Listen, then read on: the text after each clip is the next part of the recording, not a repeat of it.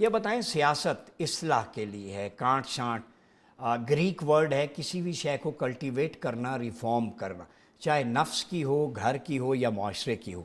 تو اسلام میں تو سیاست کا کانسیپٹ یہ ہے کہ پورے کا پورا نظام، آپ کی عدالت بھی قرآن و سنت کے مطابق ہو، معیشت بھی، تجارت بھی، ویلفیئر بھی، ایچ اینڈ ایوری تھنگ۔ تو اسلام فقط مسجد، ممبر و محراب کے لیے نہیں آیا تھا، یہ تو ایک ریچولز کا کانسیپٹ ہے، پوری ٹوٹیلیٹیرین تھیوری کو انفورس کرنے کے لیے آیا تھا۔ پاکستان میں یہ کیوں نہیں ہو سکتا؟ دیکھیں، یہ کیوں نہیں ہو سکتا، اس سے پہلے ہم چلے جاتے ہیں سیاست پہ۔ سیاست ریلیٹڈ ہے گورننس کے ساتھ، یعنی حکمران سیاست ہم بات کر رہے ہیں، ہم قبائلی سیاست کی بات نہیں کر رہے، ہم آپس میں ایک دوسرے کے تعلقات میں سیاست کی بات نہیں کر رہے۔ آج کل تو دوستیوں میں بھی سیاست چلتی ہے، بہت ساری چیزوں میں، لیکن سیاست ہے بیسیکلی وہ فنڈامنٹل طریقہ جس کے ساتھ حکمران یا مقام پر آتا ہے یا اس مقام پر بیٹھ کر کام کرتا ہے، یا جو ہمارا سسٹم ہے، ہمارے عمومی طور پر ہم سیاست کو اس سے جوڑتے ہیں، جو عام پرسپیکٹیو ہے لوگوں کا۔ پھر سیاست کو ہم غلاظت سمجھتے ہیں، عام آدمی جو ہے وہ سیاست کو برا سمجھتا ہے، مفہوم جو ہم نے کلچر ایسا بنا جو ہمارا کلچر ہے، اور یہ حالانکہ ہے کلچر ایسی نہیں۔ ہم ہے یا نہیں، ہم اس پہ نہیں آ رہے، دونوں گلاس ہیں نا، ایک صاف پانی کا گلاس پڑا ہوا ہے، دوسرا گلاس پولیوٹڈ ہے، تو ہم نے صاف کی طرف تو دیکھنا ہی نہیں، ہم نے کہنا ہے ہی پولیوٹڈ، یہ ہمارا ایک ہے۔ جیسے ہمارا وکلاء کے بارے میں ایک تاثر قائم ہے، عدالتوں کے بارے میں ایک تاثر قائم ہے، پولیس کے بارے میں ایک تاثر قائم ہے، تو ان قائم تاثرات کے ساتھ ہم ایک معاملے کو لے کر آگے چلتے ہیں۔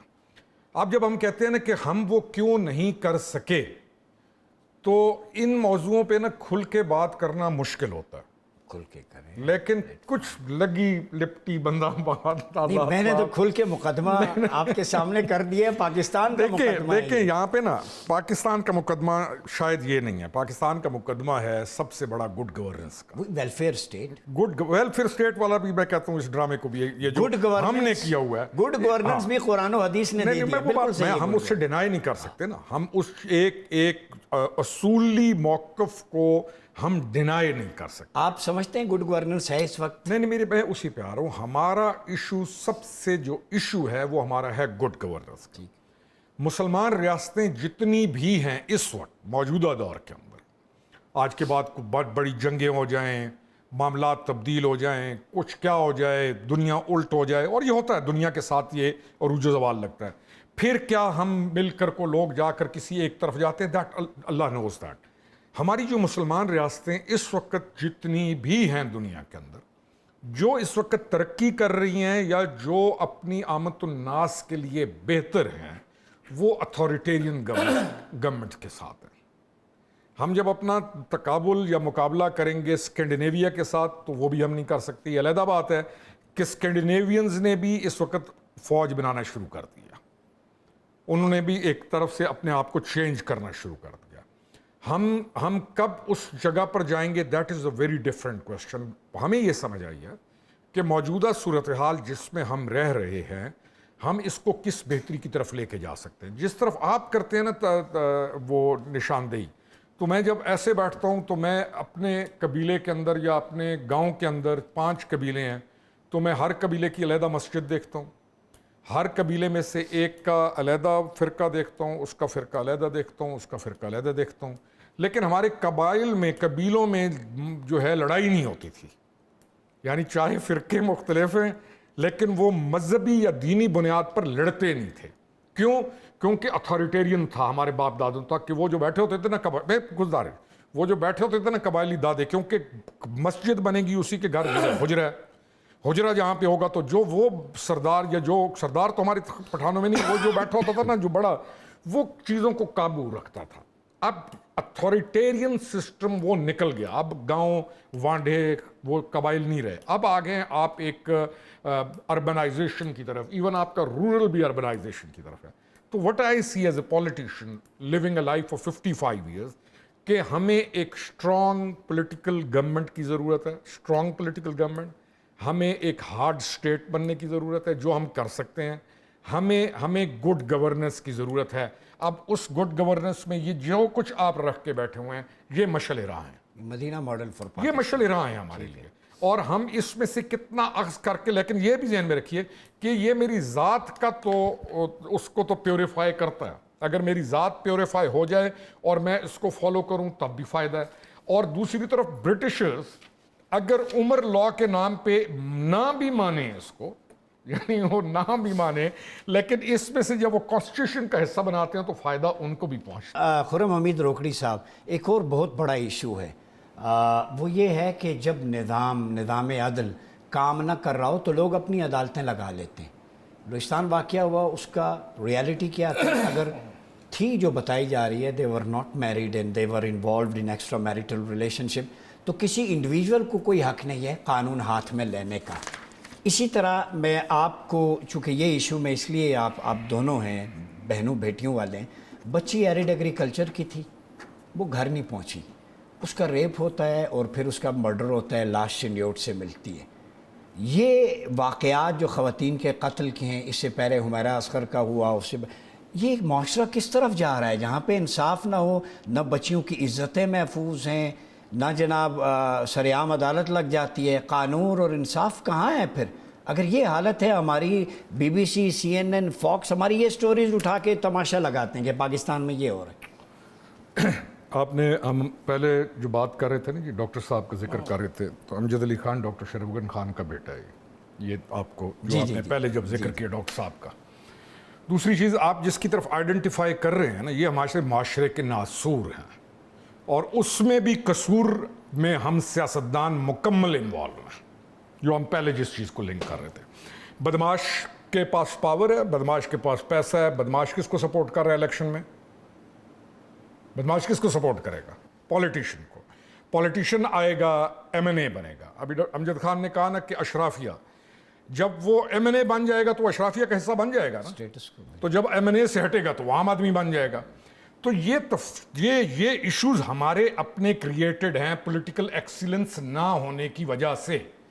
کسی نے منع نہیں کیا ایم این اے کو یا جس صوبے کا منسٹر ہے اس کو کہ وہ اپنے ضلع کے ہسپتال کو اپ گریڈ نہ کرے. جہاں کی آپ مثال دیتے ہیں کہ اسلام آباد کے اندر اس کا ٹیسٹ آتا ہے مہینے بعد. اسلام آباد پیمز کا کیا قصور ہے؟ پیمز کے اوپر میاوالی کا لوڈ, پیمز کے اوپر اٹک کا لوڈ, پیمز کے اوپر 7 ضلعوں کا لوڈ. پیمز کا اسلام آباد والوں کو دیکھے گا کہ 7 ضلعوں کو دیکھے گا. پیمز کب بنا تھا سر؟ 80s 70s میں. آبادی آپ دیکھیں, اچھا اب کی آبادی دیکھیں, 70s کی آبادی سوچئے, اب کی آبادی سوچئے. تو مجھے کس نے منع کیا ہے کہ میں اپنے میاوالی کے ہسپتال کو اپ گریڈ نہ کروں یا میں اس کو اس لیول تک نہ لے کے ہوں؟ سیکٹری ہیلتھ یا منسٹر؟ نہیں, ہم سارا خود بہت چیزیں خود بھی کر سکتے ہیں. دنیا پوری کے اندر جو ہاسپٹلز باقیوں کو دیکھیں, کہاں سے لوگ ڈونیٹ کرتے ہیں, چیزیں دیتے ہیں, بناتے ہیں, اپنی چیزوں کو اپ گریڈ کرتے ہیں. ہماری ڈپینڈنسی 100% یہ ہے کہ مجھے لا کے دو اور چلاؤ, کرپشن علیحدہ.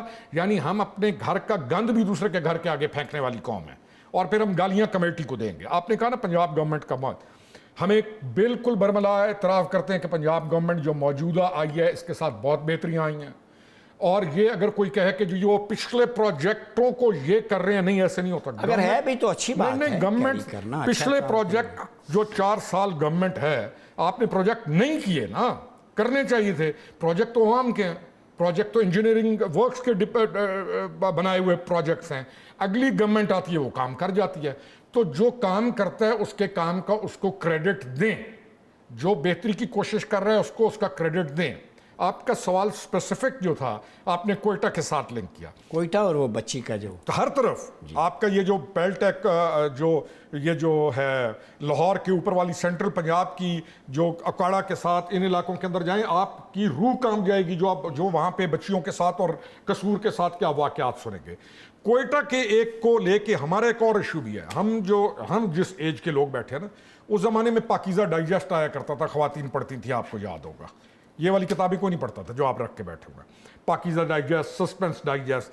تو ہم کچھ ڈرامائی کہانیاں کریٹ کرنے کی بھی کوشش کرتے ہیں. چادر میں لپٹی ہوئی ہماری ماں بہن بیٹی, بھائی تمہاری ماں بہن بیٹی وہ نہیں ہے. مرد ہے, عورت ہے. جب آپ گورننس میں آتے ہیں تو اپنی ماں بہن بیٹی بنانے کی ضرورت نہیں ہے. نہیں, کیا وہ گولیاں صحیح ماری؟ سر میری بہن جب آ رہا ہوں تو ہم پھر ایکسٹریم, میں کہتا ہوں کہ یا ہم نہیں, میرا سوال تھا عام آدمی کیوں عدالت لگا لیتا ہے؟ سر میری گزارش تو سنیں, یا ہم ایکسٹریم رائٹسٹ رائٹ کے ویوز رکھتے ہیں یا ہم ایکسٹریم لیفٹ کے ویوز رکھتے ہیں, ہم درمیان میں جاتے نہیں ہیں. میں کل ایک ڈسکشن ہو رہی تھی, انہوں نے کہا یہ گولیاں ٹھیک ماری تھی, میں نے کہا گولی مارنے کا حق کسی کو ہے ہی نہیں, That is true, yeah. Principal.